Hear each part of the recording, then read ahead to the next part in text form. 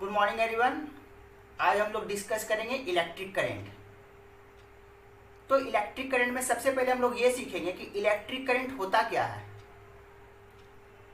अगर किसी cross section से नेट फ्लो ऑफ चार्ज हो, वो मैं क्रॉस सेक्शन दिखाता हूं।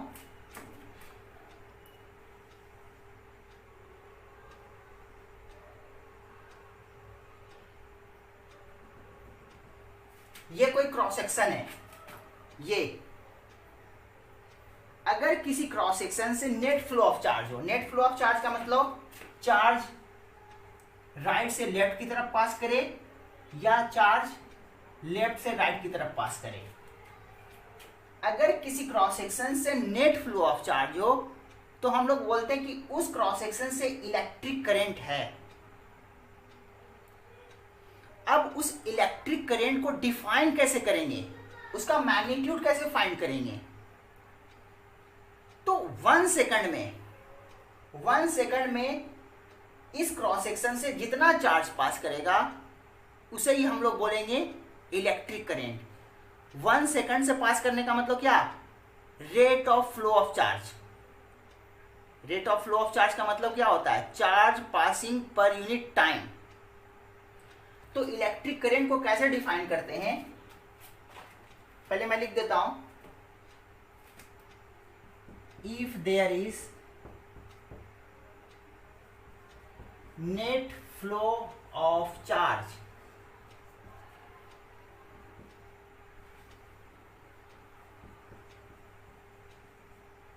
Through any cross section,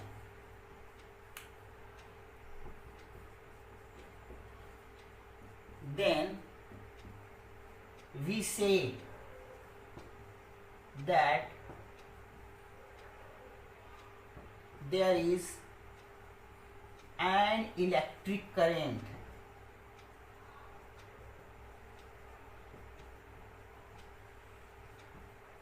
through that cross section।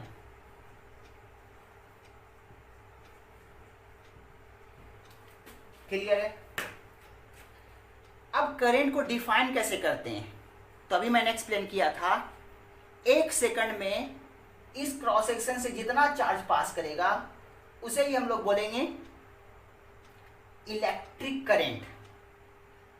तो इलेक्ट्रिक करंट को कैसे डिफाइन करेंगे, rate of flow of charge.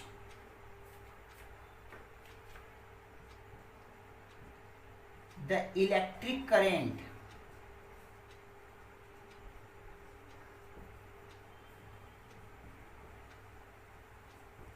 through any cross section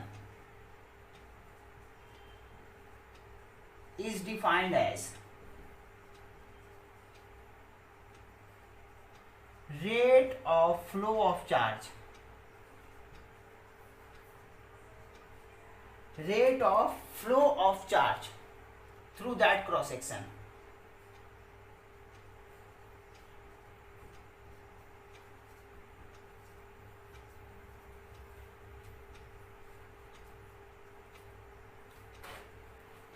तो इस क्रॉस सेक्शन से इलेक्ट्रिक करंट को कैसे डिफाइन करेंगे, इससे rate of flow of charge देखेंगे।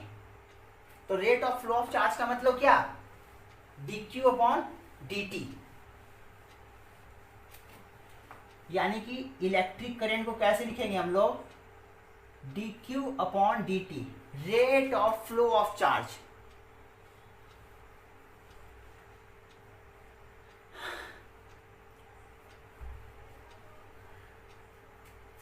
यहां से हम लोग एवरेज करंट भी लिख सकते हैं, हालांकि एवरेज करंट से ही इसको डिफाइन करते हैं इंस्टेंटेनियस करंट को।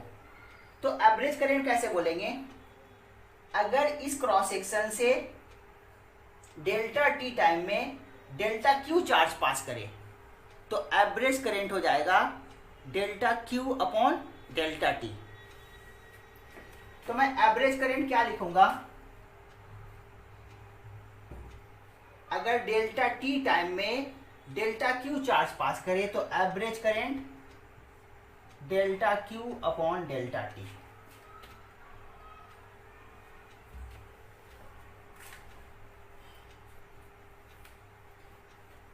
यहां से यूनिट और डायमेंशन पर बात कर लेंगे। तो ये तुम्हें पता है कि करंट फंडामेंटल फिजिकल क्वांटिटी है, फंडामेंटल फिजिकल क्वांटिटी है, तो इसका डायमेंशन क्या होगा ये पहले से पता होगा। आई भी लिखते हैं या ए भी लिखते हैं डायमेंशन करंट का। और यूनिट पर बात करेंगे तो यूनिट क्या हो जाएगा, कूलम्ब पर सेकंड, एसआई यूनिट, कूलम्ब पर सेकंड, जिसका स्पेशल नेम एम्पियर, जिसको ए से रिप्रेजेंट करेंगे। ये बात क्लियर है। अब यहां से सिर्फ इस डेफिनेशन से हम लोग क्वेश्चन कर सकते हैं, लेकिन उससे पहले बात कर लेते हैं। जनरली लिखा रहता है करंट स्केलर क्वांटिटी है। अगर वेक्टर और स्केलर की बात करें तो लोग बोलते हैं कि करंट स्केलर क्वांटिटी है,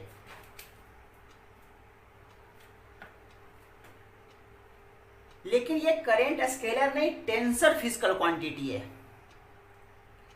टेंसर कैसे बात करते हैं, टेंसर भी स्केलर फिजिकल क्वांटिटी ही होता है। अगर कोई स्केलर फिजिकल क्वांटिटी है और उसका मैग्नीट्यूड कंटिन्यूअसली वैरी कर रहा है, मैग्नीट्यूड वैरी करे या वो फिजिकल क्वांटिटी डायरेक्शन पर डिपेंड हो, तो हम लोग बोलते हैं वो टेंसर फिजिकल क्वांटिटी है। इसको मैं एक्सप्लेन कर रहा हूं। अगर मैं बोलूं कि यहां से 10 एम्पियर का करंट पास कर रहा है और यहां गया 2 एम्पियर, तो तुम बहुत आसानी से बता सकते हो कि बचा हुआ करंट 8 एम्पियर यहां से पास कर रहा है। अगर मैं ये कह दूं कि यहां से 2 एम्पियर पास कर रहा है, लेकिन मैं डायरेक्शन दूं ही ना, तो क्या तुम बताने के कंडीशन में हो कि इससे कितना करंट पास कर रहा है? अगर मैं डायरेक्शन ये दे दूं तो यही 8 एम्पियर होगा, लेकिन मैं डायरेक्शन ये कर दूं तो इधर से 10 एम्पियर आ रहा है, इधर से 2 एम्पियर जा रहा है, तो इधर नेट हो जाएगा 12 एम्पियर। तो करंट डायरेक्शन पर डिपेंडेंट है। यहां का जो डायरेक्शन यहां का जो करंट का मैग्नीट्यूड बता रहे हैं, इसके डायरेक्शन को देखकर बात कर रहे हैं, तो डायरेक्शन पर डिपेंड कर रहा है करंट। इसलिए हम लोग बोलते हैं करंट स्केलर नहीं, टेंसर फिजिकल क्वांटिटी है। लेकिन जब अपने को पूछे कि स्केलर या वेक्टर, तो बोलेंगे स्केलर। क्लियर है बात? लेकिन करंट टेंसर फिजिकल क्वांटिटी है, तो हम लोग बोलेंगे ये कैसा फिजिकल क्वांटिटी है, टेंसर है। टेंसर क्यों है? क्योंकि करंट डायरेक्शन पर डिपेंड कर रहा है। लेकिन स्केलर और वेक्टर पूछे तो स्केलर ही बोलेंगे। क्लियर हो गया बात? अब इससे, इस फार्मूला से ही बहुत सारे क्वेश्चन तुम कर सकते हो। यहां से दिख रहा है, अगर मैं ज्योमेट्रिकली बोलूं तो करंट क्या है, rate of flow of charge. 1 second में कितना चार्ज पास कर रहा है। अगर रेट फास्ट होगा चार्ज का फ्लो का तो करंट ज्यादा होगा, और चार्ज के फ्लो का रेट कम हो तो करंट कम होगा। तो ये इंडिकेट कर रहा है करंट क्या, geometrically rate of flow of charge. लेकिन मैथमेटिकली देखें तो करंट क्या है, चार्ज को टाइम के रिस्पेक्ट में डिफरेंशिएशन है। मैथमेटिकली यही है ना, करंट क्या है, चार्ज का डिफरेंशिएशन है टाइम के रिस्पेक्ट में। तो अगर चार्ज टाइम पर डिपेंडेंट चार्ज कोई है और इसको डिफरेंशिएट कर देंगे तो मुझे करंट मिल जाएगा। तो मैं इससे एक सिंपल सा क्वेश्चन करता हूं।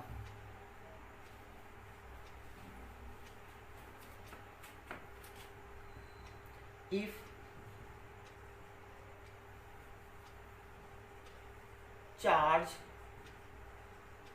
flowing through a cross section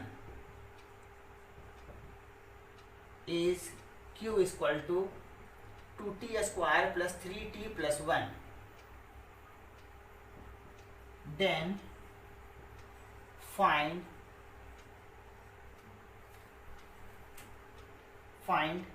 first में इनिशियल करंट,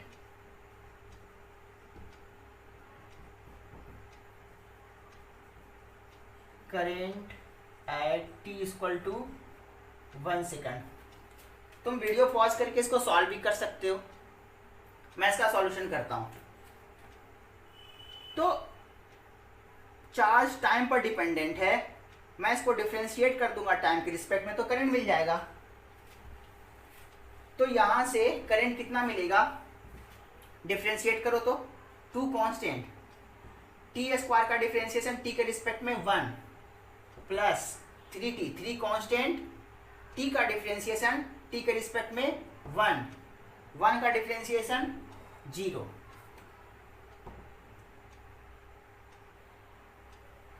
टी स्क्वायर का डिफरेंशिएशन, मैंने क्या कर दिया, 2 कांस्टेंट था, टी स्क्वायर का डिफरेंशिएशन 2t, टी स्क्वायर का डिफरेंशिएशन 2t, 3t का डिफरेंशिएशन t के रिस्पेक्ट में 1, 1 का डिफरेंशिएशन 0, यहां से कितना हो जाएगा 4t प्लस 3, करंट कितना है 4t प्लस 3। तुमसे क्या पूछा, इनिशियल करंट, इनिशियल करंट करने का मतलब t इक्वल टू 0 पर करंट, तो t इक्वल टू 0 पर करंट कितना हो जाएगा, t को 0 पुट कर दोगे तो करंट कितना हो जाएगा 3। सपोज ये इसका यूनिट कूलाम में था, तो इसका यूनिट क्या बन जाएगा करंट का, एम्पियर। अब 0 सेकंड पर करंट कितना हो जाएगा, 0 पुट करेंगे तो 3 एम्पियर, 1 सेकंड पर कितना होगा, तो 1 पुट करेंगे तो 4 प्लस 3 7 एम्पियर, तो इसका वैल्यू कितना मिलेगा 3 एम्पियर और इसका मिलेगा 7 एम्पियर।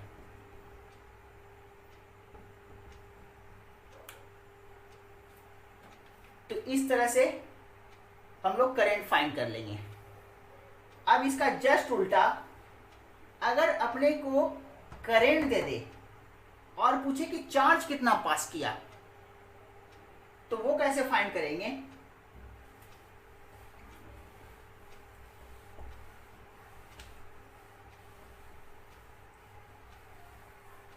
यहां से कह सकते हैं dq equal to I D T, दोनों तरफ इंटीग्रेट कर देंगे,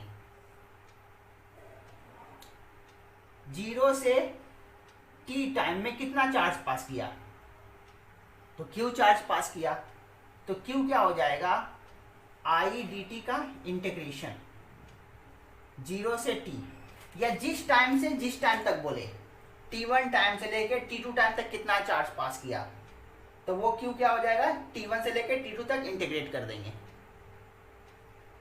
तो अगर चार्ज फ्लो तुमसे पूछे तो आईडीटी को इंटीग्रेट कर दो। इससे भी मैं एक क्वेश्चन करता हूं, अगर बोल दे कि किसी सर्किट से, किसी वायर से जो करंट है I equal to 2t plus 3 ampere है, ये बोल दे किसी वायर से करंट फ्लो कर रहा है, तो उस वायर से 0 टाइम से लेकर 2 सेकंड तक कितना चार्ज पास किया, करंट इतना वायर से है तो 2 सेकंड में कितना चार्ज पास करेगा उससे, 2 सेकंड करने का मतलब 0 से 2 सेकंड। तो मैं क्या करूंगा, यहां पर I का वैल्यू रख दूंगा, कितना हो जाएगा 2t प्लस 3 dt का इंटीग्रेशन 0 टू कहां तक था, 2 सेकंड था, इसका इंटीग्रेशन करूंगा, 2 तो कांस्टेंट है, t dt का integration t square by 2, t square by 2 3 into D T, 3 तो कांस्टेंट है, dt का इंटीग्रेशन t, लिमिट पुट कर दो 0 से 2, ये तो कैंसिल हो जाएगा, लोअर लिमिट से कुछ नहीं मिलेगा, 0 पुट करेंगे t0 जीरो पुट करेंगे, जीरो, लोअर लिमिट से सब कुछ जीरो बन जाएगा, अपर लिमिट का वैल्यू इसका चार्ज का वैल्यू बनेगा। तो कितना हो जाएगा ये 4 प्लस 3 इंटू 2 6 प्लस 4 10 एम्पियर। तो हम लोग कह सकते हैं कि 0 से 2 सेकंड में, सॉरी चार्ज पूछ रहा था, तो 10 कूलम का चार्ज पास करेगा। तो इस तरह से अगर चार्ज टाइम के फंक्शन में दे दे तो करंट फाइंड कर लेंगे, और करंट टाइम के फंक्शन में दे दे तो चार्ज फाइंड कर लेंगे। क्लियर हो गया बात? अब हम लोग आगे बढ़ते हैं।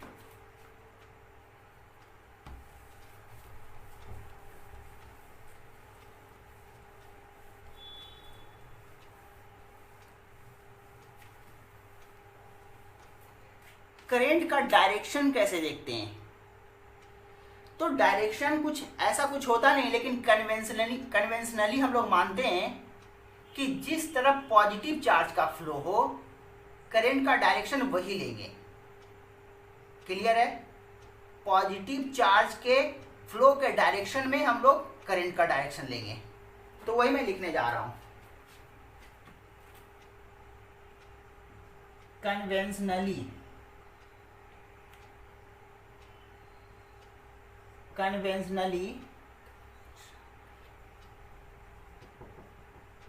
Direction of flow of charge, flow of positive charge,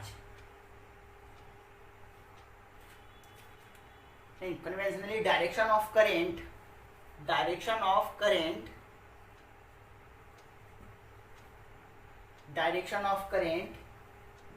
is taken along the direction of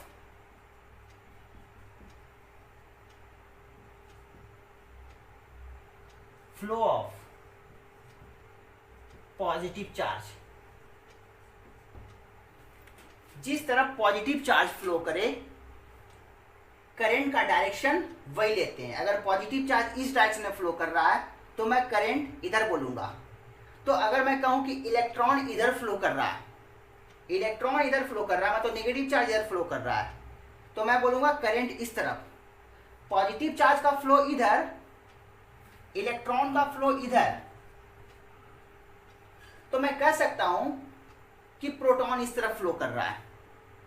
अगर मैं चार्ज में माइनस साइन लगा दूं तो फ्लो का डायरेक्शन अपोजिट बोलूंगा। तो कह रहा हूं कि इलेक्ट्रॉन का फ्लो इधर है, तो इसी को देखकर मैं बोल सकता हूं कि प्रोटॉन का फ्लो ये है। तो मैं इलेक्ट्रॉन के बदले प्रोटॉन बोल दूं तो फ्लो का डायरेक्शन उसका मैं अपोजिट लूंगा। क्लियर हो गया बात? चार्ज में मैं नेगेटिव साइन लेने से फ्लो का डायरेक्शन अपोजिट बोलूंगा।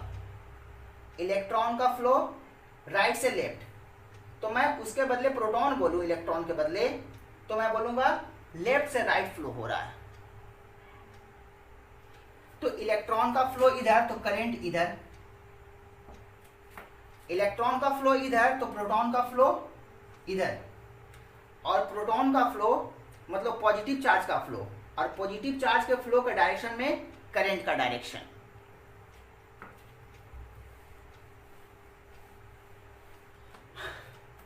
अब कुछ करंट फाइंड करेंगे ट्रांसलेटरी मोशन के कारण।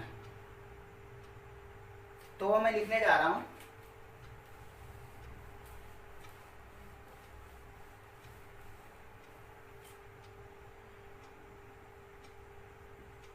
Current due to translatory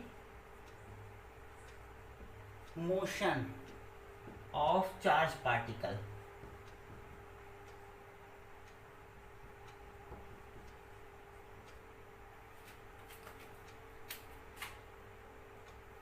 suppose कोई क्रॉस सेक्शन है,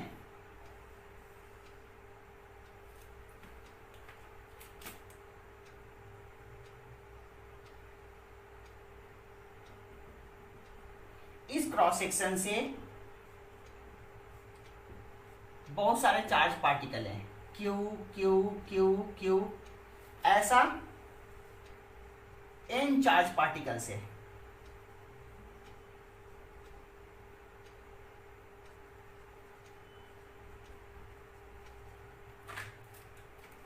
इस क्रॉस सेक्शन से मैं बोलूं कि एन चार्ज पार्टिकल, जिसमें हर एक का चार्ज क्यू है, वो टी टाइम में पास कर रहा है। टी टाइम में एन चार्ज पार्टिकल इस क्रॉस सेक्शन से पास कर रहा है, तो इससे एवरेज करंट कितना होगा? तो मैं बोलूंगा आई एवरेज कैसे लिखते थे हम लोग? टोटल चार्ज का फ्लो क्रॉस सेक्शन से। तो एक चार्ज पार्टिकल का वैल्यू क्यू है, तो एन चार्ज पार्टिकल से टोटल चार्ज कितना पास करेगा? N Q. और इसको, इस चार्ज को पास करने में, इस क्रॉस सेक्शन से ये चार्ज पास करने में टाइम कितना मैंने बोला था? टी। तो मैं एवरेज करंट बोलूंगा N Q upon T.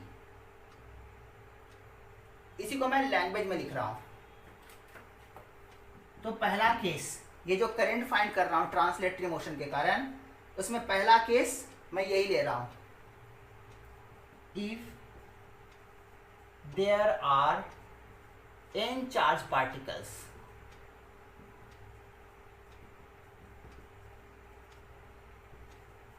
each having charge q, each having charge q passing through a cross section, passing through a cross section in time t, then average current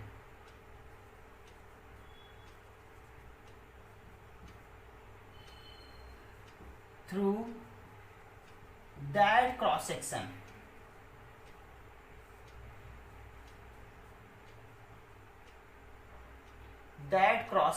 is, उस cross section से average current कितना होगा? Total charge upon time. Clear है? अब मैं इससे एक question करता हूं, इसी कॉन्सेप्ट से। अच्छा क्वेश्चन है।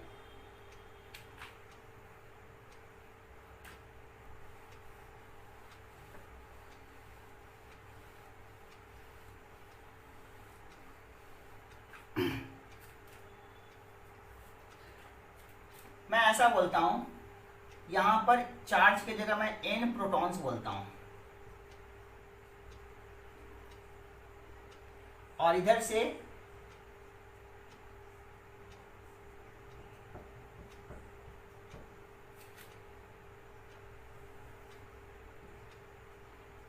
n electrons.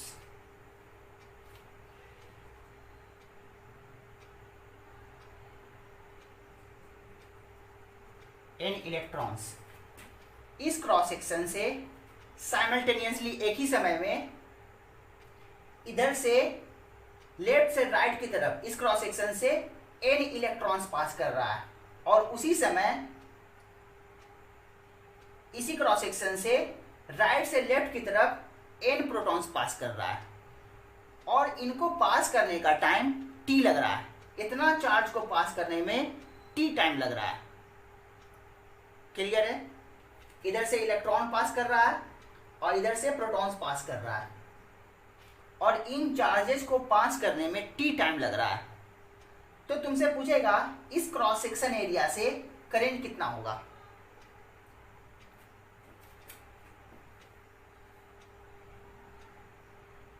Find current through the cross section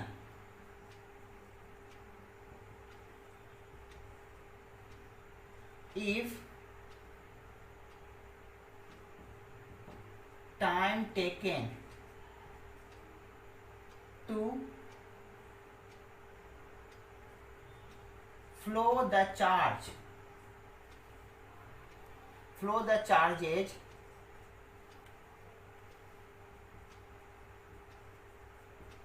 through the cross section is T.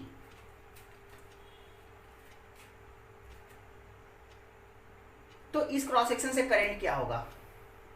तुम वीडियो पॉज करके इसको सॉल्व करने की कोशिश करना, मैं इसको एक्सप्लेन कर रहा हूं।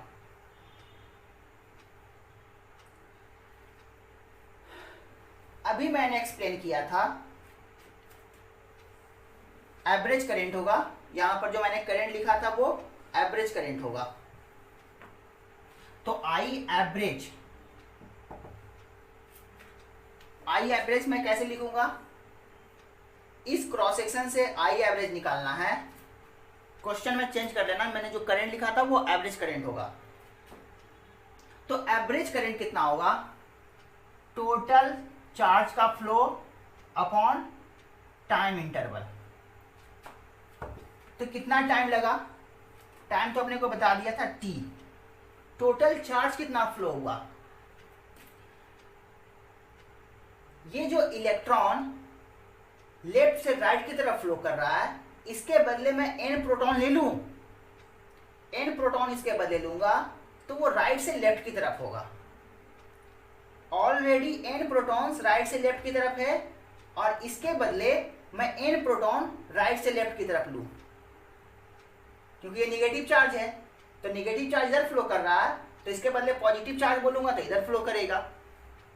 तो इन इलेक्ट्रॉन्स के बदले मैं प्रोटॉन्स ले लूं, क्योंकि इलेक्ट्रॉन और प्रोटॉन का चार्ज का मैग्नीट्यूड सेम ही होता है, लेकिन इलेक्ट्रॉन का चार्ज निगेटिव होता है, प्रोटॉन का चार्ज पॉजिटिव होता है। तो इस इलेक्ट्रॉन के बदले मैं प्रोटॉन ले लूं तो उसका फ्लो मुझे ये दिखाना पड़ेगा। तो ऑलरेडी n प्रोटॉन्स इधर से फ्लो कर रहा है और इसके बदले n प्रोटॉन्स, तो मैं बोल सकता हूं इस पूरे सिस्टम के बदले 2n प्रोटॉन राइट से लेफ्ट की तरफ पास कर रहा है या 2n इलेक्ट्रॉन लेफ्ट से राइट की तरफ पास कर रहा है। पॉजिटिव चार्ज इधर से इधर, मतलब करंट का डायरेक्शन ये होगा, या नेगेटिव चार्ज इधर से इधर, मतलब करंट उसके अपोजिट। तो टोटल चार्ज कितना मैं बोलूंगा? NQ ये और इसके बदले NQ। इलेक्ट्रॉन का चार्ज या प्रोटॉन का चार्ज का मैग्नीट्यूड E लेता हूं, तो इसका चार्ज कितना बन जाएगा? Ne, और इसका भी चार्ज कितना बन जाएगा? Ne। तो मैं बोल सकता हूं कि 2Ne चार्ज इस क्रॉस सेक्शन से पास कर रहा है, निगेटिव इधर से और पॉजिटिव इधर से। तो टोटल फ्लो ऑफ चार्ज कितना हो जाएगा? 2Ne। अब E का वैल्यू तुम्हें आता है, n नंबर दे दे, t टाइम दे दे, तो हम लोग मैग्नीट्यूड फाइंड कर सकते हैं। E का वैल्यू कितना होता है? 1.6 इंटू 10⁻⁻19 कूलम। तो n अगर नंबर में न्यूमेरिकल वैल्यू दे दे और टाइम भी दे दे, तो इसको SI यूनिट में रख देंगे, सेकंड में। चार्ज तो SI में है, नंबर पता अपने को, एवरेज करंट फाइंड हो जाएगा और जो आएगा वो एम्पियर में आएगा। इस तरह से मैं इस क्रॉस सेक्शन से करंट फाइंड कर सकता हूं। अब मैं आगे बढ़ता हूं। एक पॉइंट किया मैंने, अब दूसरा पॉइंट करता हूं।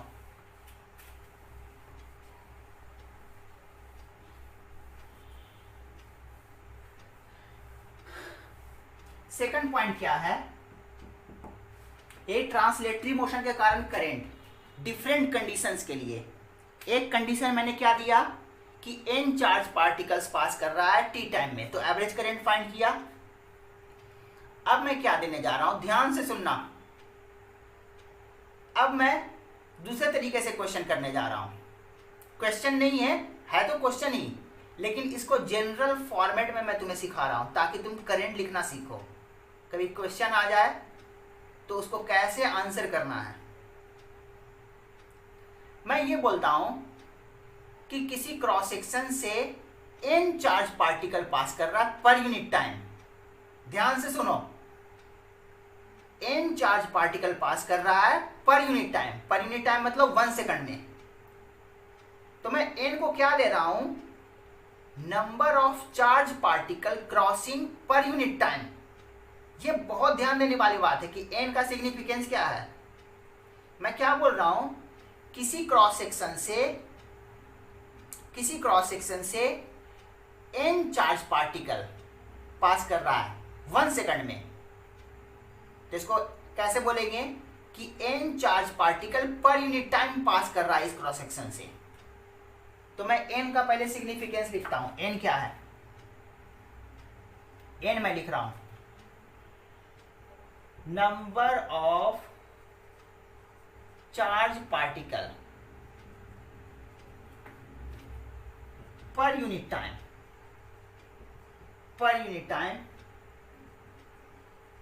passing through a cross section।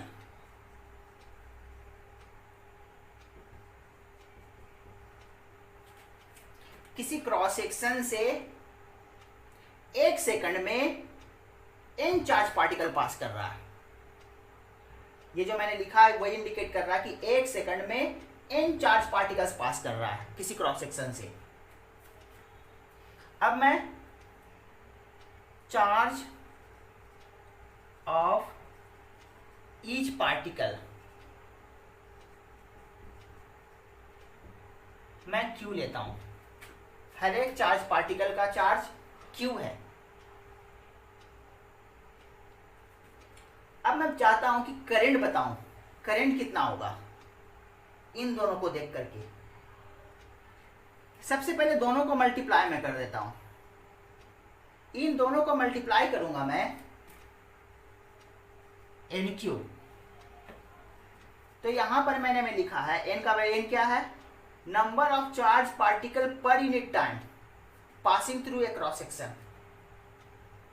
अब NQ क्या हो जाएगा, अगर एक चार्ज पार्टिकल का चार्ज Q है और सारे चार्ज पार्टिकल का चार्ज Q ही है, हर एक चार्ज पार्टिकल का चार्ज Q है और n चार्ज पार्टिकल है पर यूनिट टाइम, तो ये NQ क्या बनेगा, इसको ध्यान से देखो तो नंबर ऑफ चार्ज पार्टिकल में चार्ज से मल्टीप्लाई कर देंगे तो चार्ज बन जाएगा।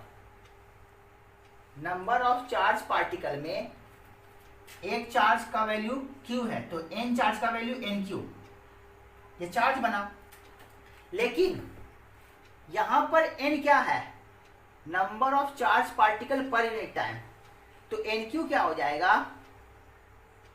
n मल्टीप्लाई करने से चार्ज, ये क्या बन जाएगा, चार्ज, चार्ज पार्टिकल नहीं बनेगा, ये क्या बनेगा चार्ज, ये चार्ज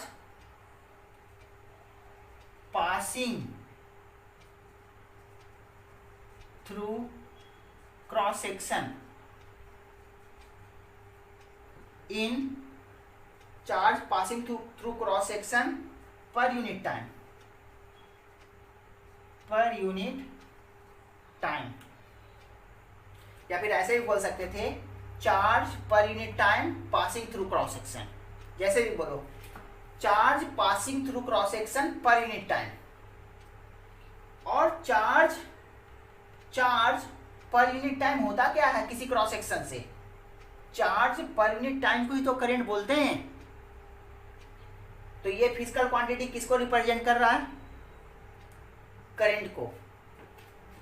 चार्ज पर unit time passing through a cross section is called current through that cross section.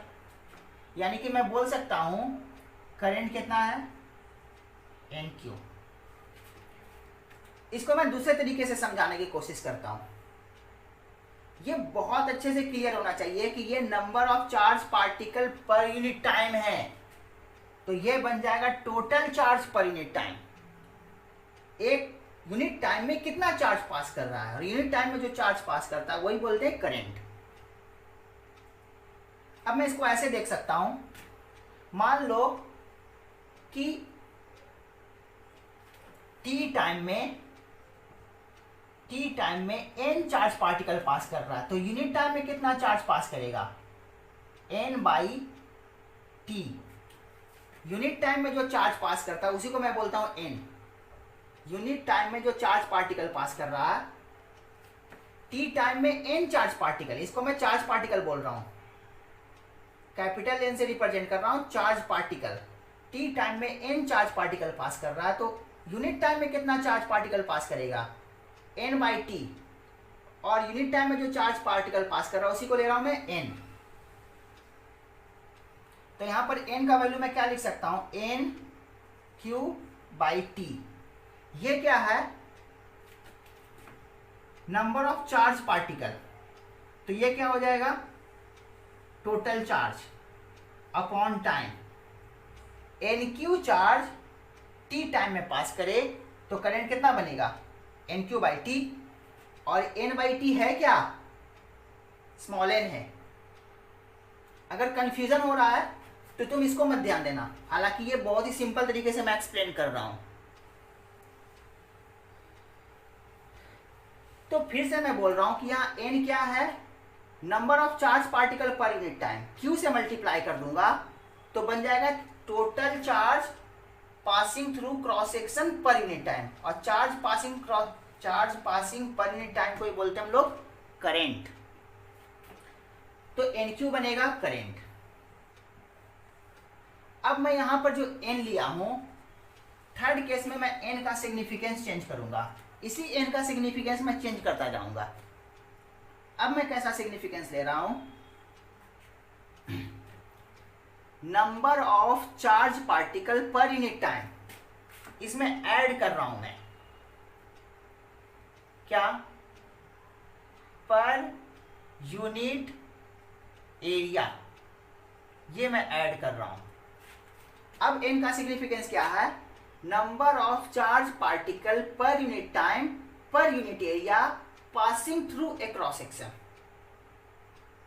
Clear है, मैंने एन का सिग्निफिकेंस चेंज कर दिया। पहले पर यूनिट टाइम था charge particle, per unit area भी मैंने बना दिया। Charge of each particle is still Q, सारे पार्टिकल का चार्ज क्यू ही है। तो अब मैं करंट फाइंड करना चाहता हूं किसी क्रॉस सेक्शन एरिया से। पहले तो मैं जो है उसी में मल्टीप्लाई करके मैं देखता हूं। अब एन क्यू क्या मेरा बनेगा, एन क्यू देखो तो क्यू है मेरे पास और एन है, तो ये क्या बना, charge passing through cross section area पर unit time per unit area. और क्या बन जाएगा ये, पर, नहीं दिख रहा होगा तो मैं इधर लिख रहा हूं, पर यूनिट एरिया। क्लियर है।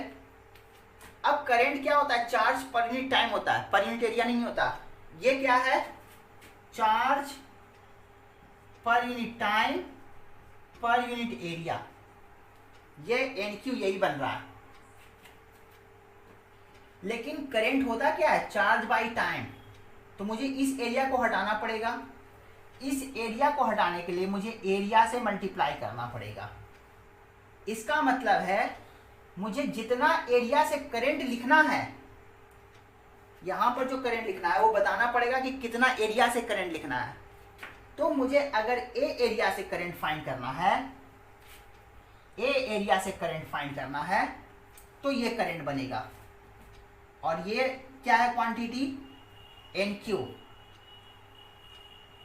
ये क्वांटिटी एन क्यू इंटू ए। अब मैं लिखने जा रहा हूं, तो ये क्वांटिटी यहां तक तो सही है। ये एन क्यू क्या बना, charge passing through cross section area, given cross section area जिससे ये पास कर रहा था, चार्ज पासिंग थ्रू, ये ए क्रॉस सेक्शन एरिया, उसी क्रॉस सेक्शन एरिया से charge passing through,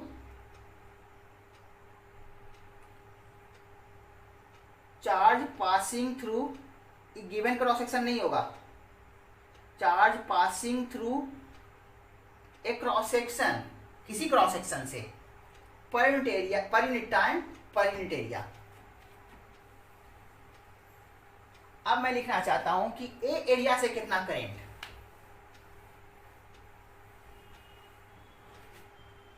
current through area A area से कितना करेंट,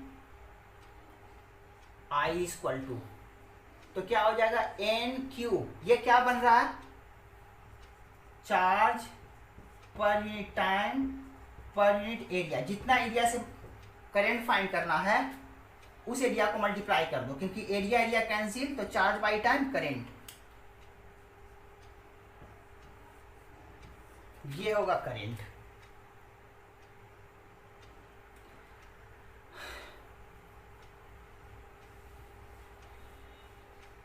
क्लियर हो गया बात। तो ये क्या है, यहां पर एन का significance number of charge particle per unit time per unit area, और ये ईच चार्ज पार्टिकल का चार्ज, और ये ए है जिस क्रॉस सेक्शन एरिया से मुझे करंट फाइंड करना है, current through area A.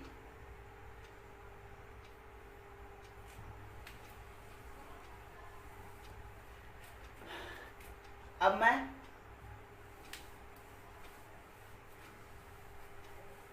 Next point कर रहा हूं। पहला पॉइंट किया था, दूसरा पॉइंट, तीसरा पॉइंट, चौथा पॉइंट। चौथा पॉइंट क्या है, यहां पर मैं एन का सिग्निफिकेंस अब कैसे ले रहा हूं, number of charge particle, number of charge particle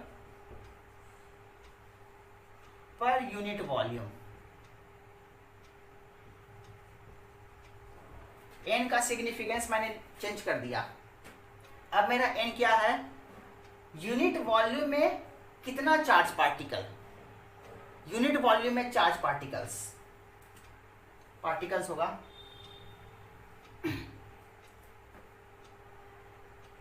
और फिर से Q क्या है, चार्ज ऑफ ईच पार्टिकल्स।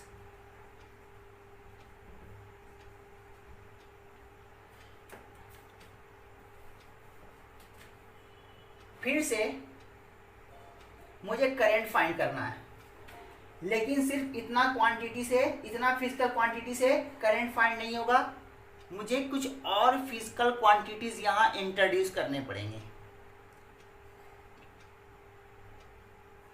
वो क्या क्या है फिजिकल क्वांटिटी,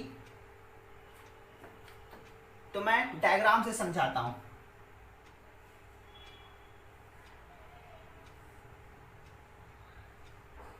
ये कोई क्रॉस सेक्शन है जिसका क्रॉस सेक्शन एरिया, ये कोई वायर है जिसका क्रॉस सेक्शन एरिया ए है।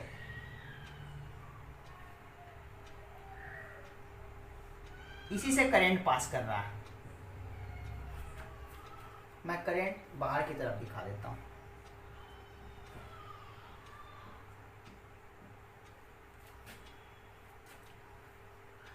अब इसमें पूरे वॉल्यूम में चार्ज फैला हुआ है, पूरे वॉल्यूम में। इमेजिन करो कि पूरे वॉल्यूम में ही क्यू क्यू क्यू क्यू, मतलब ये चार्ज से ही बना हुआ पूरा वॉल्यूम है। किसी टाइम पर मैं चार्ज पार्टिकल यहां पर देख रहा हूं, ये सारे चार्ज पार्टिकल को, ये चार्ज पार्टिकल मूव कर रहा है, क्योंकि flow of charge he current होता है। तो चार्ज फ्लो कर रहा है, तो चार्ज का कुछ स्पीड रहा होगा। चार्ज का स्पीड कितना है, मैं मान लेता हूं v, चार्ज का स्पीड v। तो ये चार्ज पार्टिकल किसी t टाइम पर मैंने देखा था, यहां था t प्लस dt टाइम पर, t प्लस dt टाइम पर ये सारे चार्ज पार्टिकल मूव करके यहां आ जाएगा, क्योंकि करंट मतलब चार्ज का फ्लो, तो चार्ज का कुछ स्पीड रहा होगा। स्पीड मान लिया चार्ज का e है, तो ये सारा क्रॉस सेक्शन, ये क्रॉस सेक्शन वाला charge t plus D T time पर यहां आ जाएगा, यहां आ जाएगा। मतलब इतना चार्ज क्या हुआ है, आगे मूव किया है। ये वाला चार्ज जो t प्लस डी टी वाला इधर वाला चार्ज होगा, वही यहां आया है। ये वाला चार्ज यहां गया, तो इतना वाला इतना पोर्शन के चार्ज को आगे बढ़ाया होगा ना। तो ये वाला यहां गया, तो यहां वाला यहां आया होगा, यानी यही क्रॉस सेक्शन वाला चार्ज यहां आया है। तो मैं कह सकता हूं कि इस क्रॉस सेक्शन से dt टाइम में इतना चार्ज पास किया है, इतना चार्ज पास किया। इस क्रॉस सेक्शन एरिया से dt टाइम में इतना चार्ज पास किया, और इस चार्ज को मैं dq बोल रहा हूं। मैं लिख रहा हूं लेट इन, इसका मैं क्रॉस सेक्शन एरिया PQ बोल देता हूं। लेट इन टाइम dt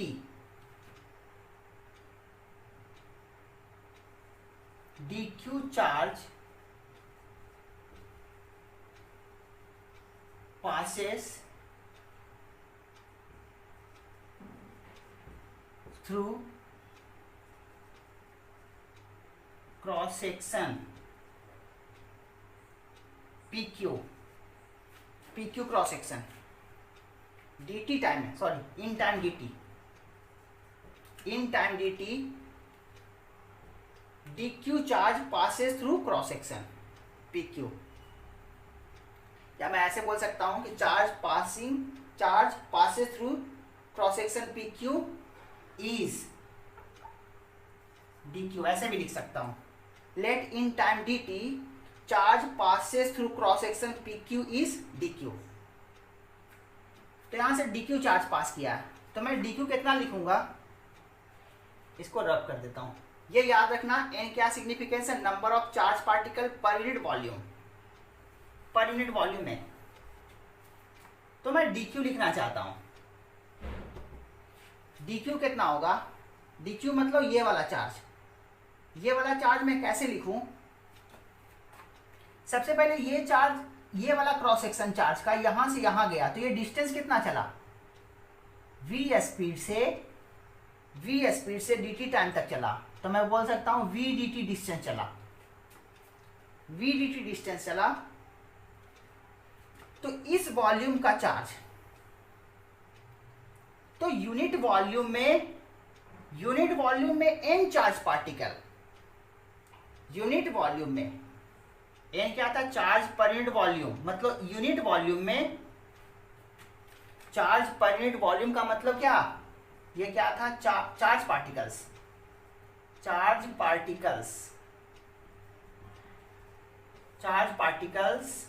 पर यूनिट वॉल्यूम में n चार्ज पार्टिकल्स पास कर रहा था।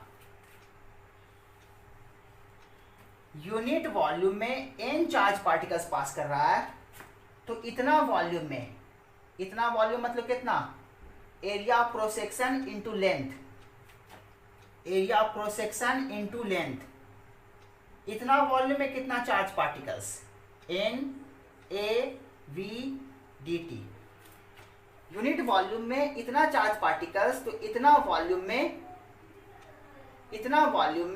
इतना चार्ज पार्टिकल्स, और एक चार्ज पार्टिकल का चार्ज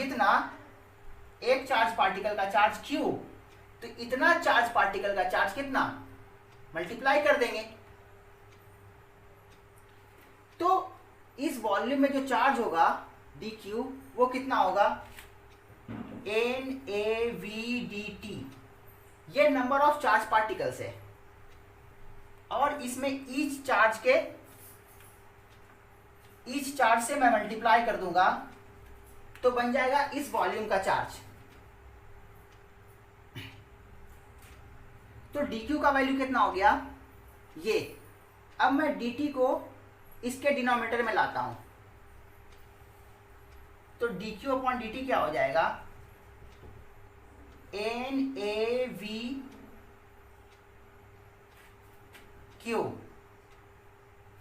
और ये dq अपॉन dt मतलब करंट। तो मैं कह सकता हूं करंट कितना है,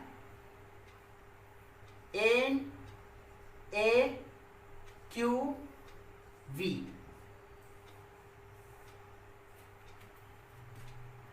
अब मैं इसको कैसे डिफाइन करूंगा, इस पूरे को एक्सप्लेन कैसे करूंगा। अगर किसी किसी क्रॉस सेक्शन से करंट पास कर रहा है, उसका क्रॉस सेक्शन एरिया ए है, उसमें number of charge particle per unit volume n है, इस चार्ज का चार्ज q है और चार्ज पार्टिकल का स्पीड v है, तो करंट होगा NaQV। इतना मैंने जो एक्सप्लेन किया, इसको डायमेंशनली बहुत ही इजीली एक्सप्लेन किया जा सकता है। ये समझ में आ जाए तो अच्छी बात है, हालांकि यह स्टैंडर्ड मेथड है एक्सप्लेन करने का, लेकिन अगर ये ना समझ में आए तो मैं डायमेंशन से बहुत ही इजीली एक्सप्लेन कर सकता हूं इस फार्मूला को। कैसे?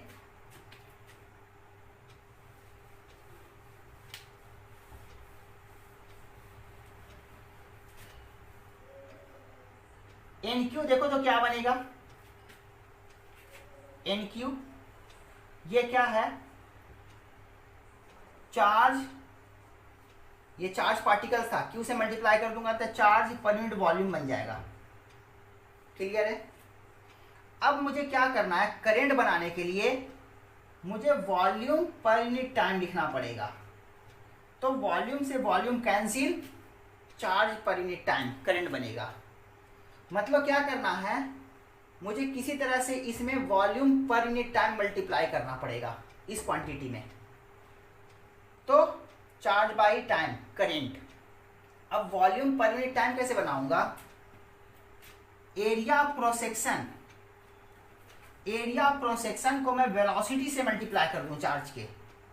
जिस क्रॉस सेक्शन से मुझे करंट फाइंड करना है, उस क्रॉस सेक्शन का एरिया को मैं वेलोसिटी, वेलोसिटी किसका, चार्ज पार्टिकल का, मैं मल्टीप्लाई कर दूं।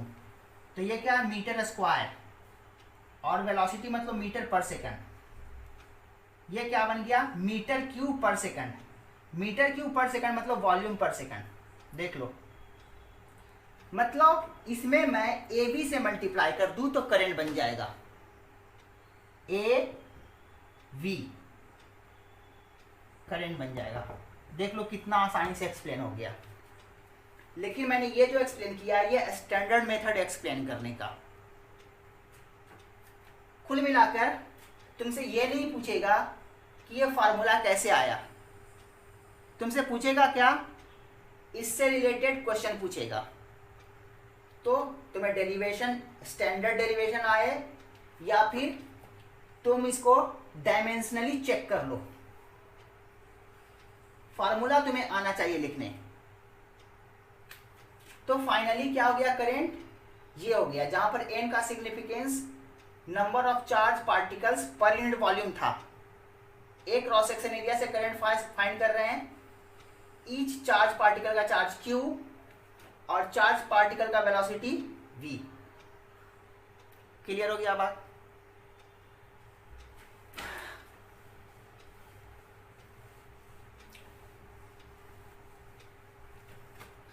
अब यहां से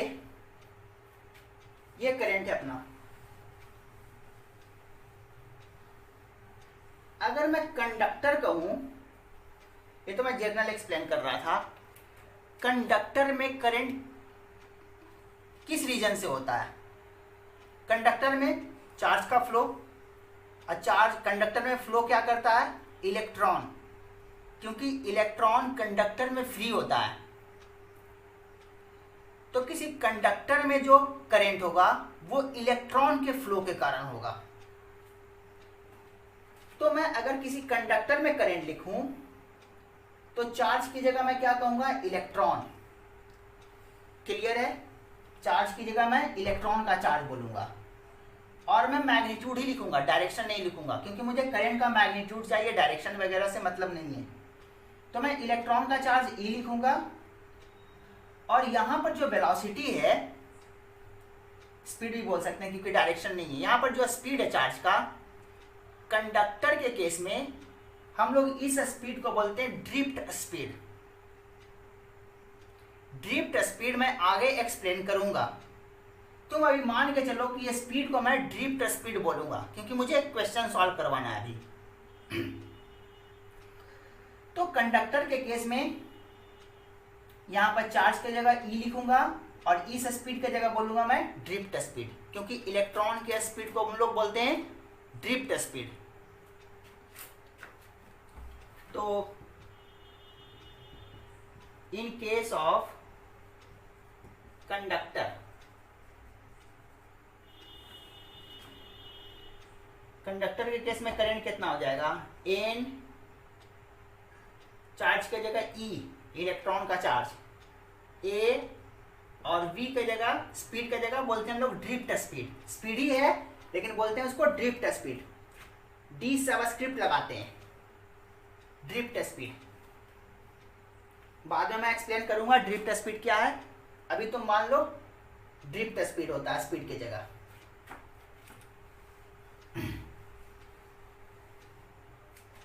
तो कंडक्टर के केस में ये होगा करंट का वैल्यू, जहां एन का सिग्निफिकेंस अभी भी वही है, नंबर ऑफ चार्ज पार्टिकल्स पर यूनिट वॉल्यूम। एक क्रॉस सेक्शन एरिया से अपने को करंट फाइंड करना है। इससे रिलेटेड एससी वर्मा में एक बहुत ही शानदार क्वेश्चन दिया हुआ है, बहुत ही शानदार, तुम उसको सॉल्व भी कर सकते हो। वह क्वेश्चन बताता हूं क्या है।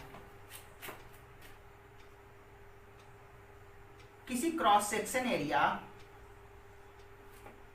ये कॉपर वायर है, कॉपर वायर का एरिया ऑफ क्रॉस सेक्शन दिया हुआ है 1 मिलीमीटर स्क्वायर, ये एरिया दिया, देख लो एसआई में नहीं दिया है।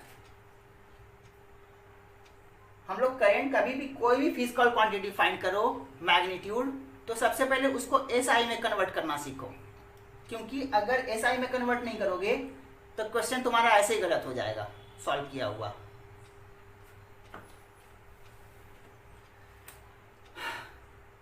तो area of cross section 1 millimetre square दिया, और क्या दिया, इससे करंट दिया। सपोज करंट एग्जैक्ट मैग्नीट्यूड तो मुझे नहीं पता, मैं मान लेता हूं 1 एम्पियर है। इससे करंट 1 एम्पियर फ्लो कर रहा है, cross section area 1 millimetre square. इस कॉपर का डेंसिटी दिया हुआ है, डेंसिटी ऑफ कॉपर 9000 kg पर मीटर क्यूब, ऐसा डेंसिटी दिया हुआ है।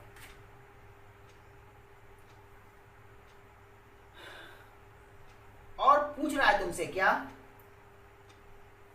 इसमें जो इलेक्ट्रॉन फ्लो कर रहा है, कंडक्टर ही है अभी, तो इसमें जो इलेक्ट्रॉन फ्लो कर रहा है उस इलेक्ट्रॉन का ड्रिफ्ट स्पीड क्या होगा, find drift speed of electron. बहुत ही शानदार क्वेश्चन है ये। इसमें कंडीशन दिया है, एज्यूम करो कि एक एटम से कॉपर का एक एटम, कॉपर का एटॉमिक नंबर 29 होता है जहां तक मुझे ध्यान है, जो भी हो शायद 29 ही होता है। कॉपर का एटॉमिक नंबर 29, तो कॉपर में कितने इलेक्ट्रॉन्स, 29, क्योंकि atomic number equal to number of electrons equal to number of protons. तो कॉपर का एटॉमिक नंबर 29, तो बोल सकते हैं एक कॉपर एटम में 29 इलेक्ट्रॉन्स हैं। लेकिन कंडीशन क्या दिया है तुम्हें कि ये एज्यूम करो कि एक कॉपर एटम में एक ही इलेक्ट्रॉन फ्री है, यानी कि बाकी का सारा इलेक्ट्रॉन बाउंड है। ऐसे भी इलेक्ट्रॉन फ्री होता है मेटल में, इसका मतलब ये नहीं कि सारे इलेक्ट्रॉन फ्री होते हैं, वैलेंस शेल का इलेक्ट्रॉन ही फ्री होता है। तो क्वेश्चन में दे दिया है कि एक कॉपर एटम का एक इलेक्ट्रॉन तुम फ्री मानो, तो ड्रिफ्ट स्पीड बताओ। यहां पर कंडीशन में दे देता हूं, assuming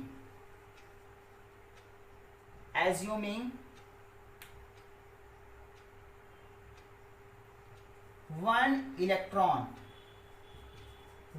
electron is free from each atom, each copper atom,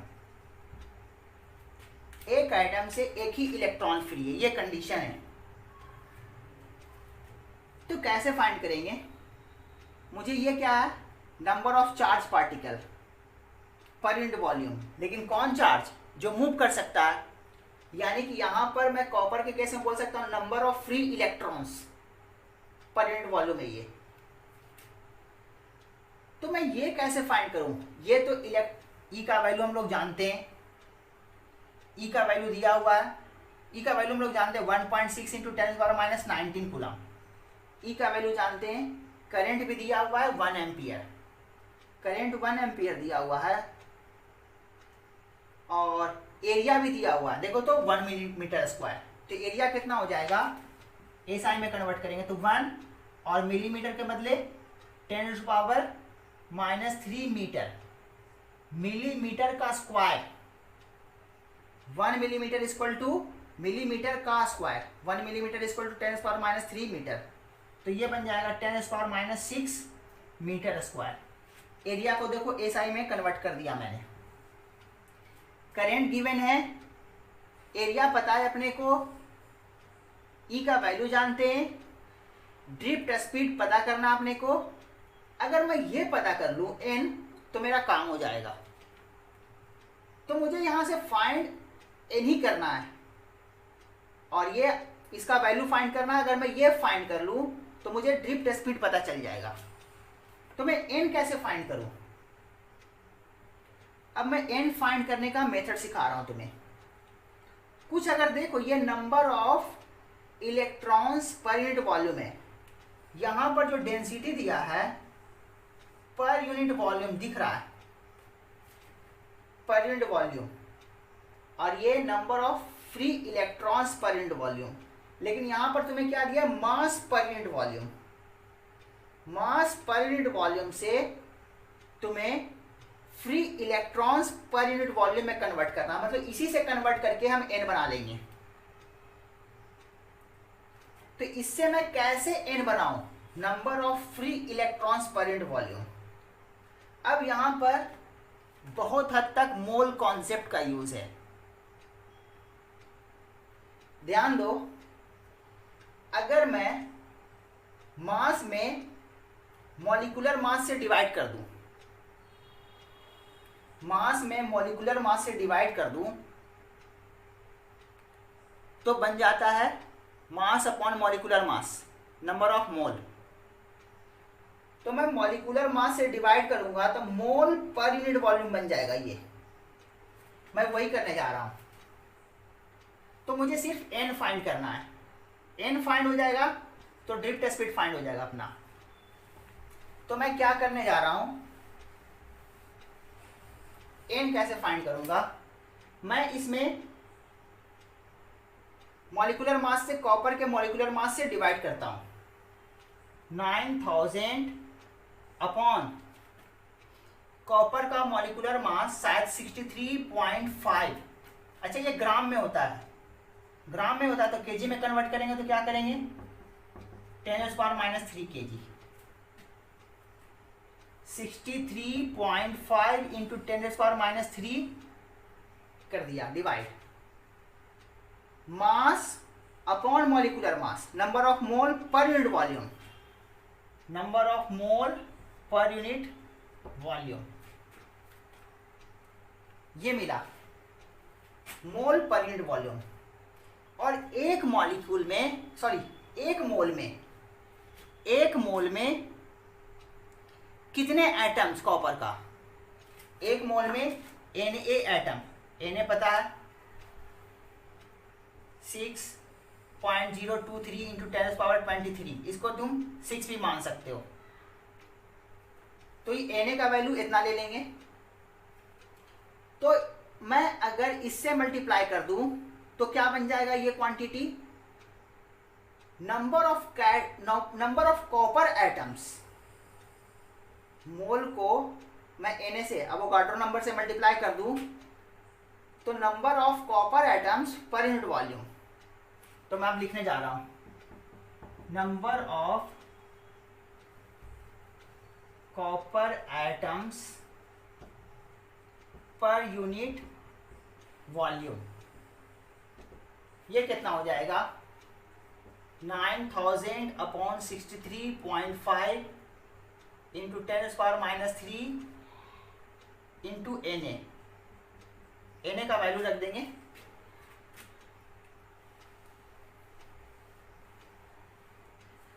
अब मैंने अभी बोला था क्वेश्चन में क्या दिया हुआ था कि एक आइटम में तुम एक इलेक्ट्रॉन फ्री मानो, तो इतना आइटम में इतना ही इलेक्ट्रॉन फ्री होगा, लेकिन ये पर यूनिट वॉल्यूम है तो इलेक्ट्रॉन भी पर यूनिट वॉल्यूम बनेगा। नंबर ऑफ कॉपर एटम, एक एटम में एक इलेक्ट्रॉन फ्री है, क्वेश्चन में दिया था कि एक एटम में एक इलेक्ट्रॉन फ्री है, तो नंबर ऑफ एटम्स पर यूनिट वॉल्यूम का मैं बोल सकता हूं नंबर ऑफ फ्री इलेक्ट्रॉन्स, क्योंकि एक कॉपर एटम में एक इलेक्ट्रॉन फ्री था, तो यही बन जाएगा quantity number of free electrons पर यूनिट वॉल्यूम। अगर यहाँ क्वेश्चन में 2 फ्री इलेक्ट्रॉन्स पर एटम देता तो मैं इसको 2 से मल्टीप्लाई करता तो नंबर ऑफ फ्री इलेक्ट्रॉन्स पर यूनिट वॉल्यूम मिलता। तो यहां पर तुमसे बोला है कि एक एटम में एक ही फ्री इलेक्ट्रॉन है, तो मैं बोल सकता हूं number of free electrons of copper पर यूनिट वॉल्यूम।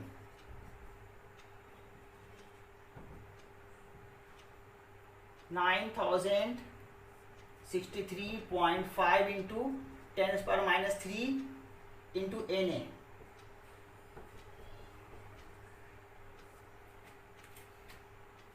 ये क्वांटिटी तुम्हारा बन गया, यही तो नंबर ऑफ फ्री इलेक्ट्रॉन्स पर यूनिट वॉल्यूम, यही तो n है। n तुमने पता कर लिया तो I = NEAVD, I भी पता है, n तुमने पता कर लिया, E का वैल्यू जानते हो, A का वैल्यू गिवन है तो VD फाइंड हो जाएगा। तो तुम VD = I/NEA, I भी पता है, N भी पता है, E पता है, A पता है, रख दोगे तो स्पीड आ जाएगा, ड्रिफ्ट स्पीड। तुम SC वर्मा का क्वेश्चन देख लेना, ये 7 या 8 नंबर क्वेश्चन है करंट का, इसे सॉल्व कर लेना तुम। क्लियर हो गया बात?